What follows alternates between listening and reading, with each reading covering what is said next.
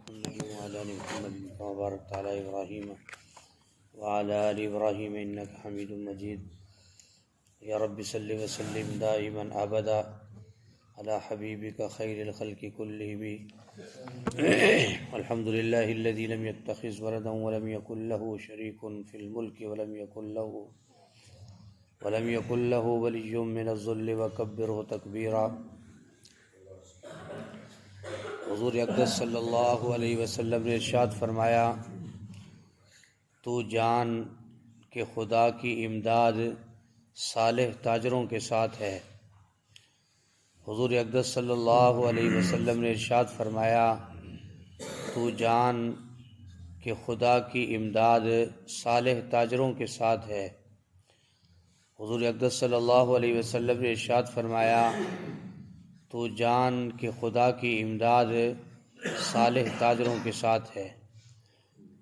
تو محترم دوستوں اور بزرگوں، اس حدیث مبارکہ میں کس قدر خوشخبری ہے ان لوگوں کے لیے جو صالح تاجر ہیں، یعنی تجارت کو اللہ اور اس کے رسول کی منشا کے مطابق کرتے ہیں اور ایمانداری سے تجارت کرتے ہیں، تو اللہ کی امداد ان لوگوں کے ساتھ ہے جو نیک تاجر ہیں۔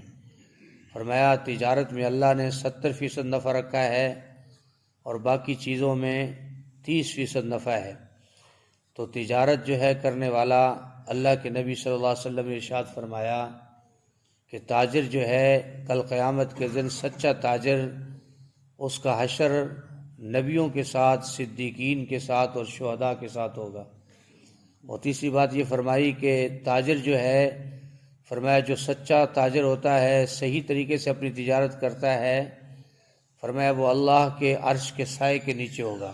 اتنا بڑا مقام ہے کہ جو آدمی تجارت کو سیکھ کر سنت کے مطابق کرتا ہے، فرمایا تجارت میں اپنے مال کو جھوٹ بول کر نہیں بیچتا، جھوٹی قسم کھا کر نہیں بیچتا، ناپ تول میں کمی نہیں کرتا، فرمایا لینے میں بھی صحیح لیتا ہے اور دینے میں بھی صحیح تول کر دیتا ہے۔ تو ایسے تاجر کے بارے میں اللہ کے نبی صلی اللہ علیہ وسلم نے کیا ارشاد فرمایا، تو جان کہ خدا کی امداد صالح تاجروں کے ساتھ ہے۔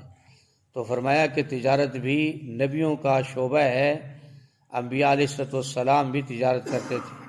حضور اقدس صلی اللہ علیہ وسلم نبوت سے پہلے آپ جو تجارت کرتے تھے، آپ کی تجارت کی امانداری کو دیکھ کر، صداقت کو دیکھ کر اور امانت کو دیکھ کر مکہ مکرمہ کی سب سے بڑی مالدار خاتون حضرت خدیجہ الکبریٰ رضی اللہ تعالیٰ عنہ، انہوں نے آپ کی امانت اور دیانت کو دیکھ کر، تجارت میں بہترین اصول کو دیکھ کر آپ کو نکاح کا پیغام بھیجا تھا۔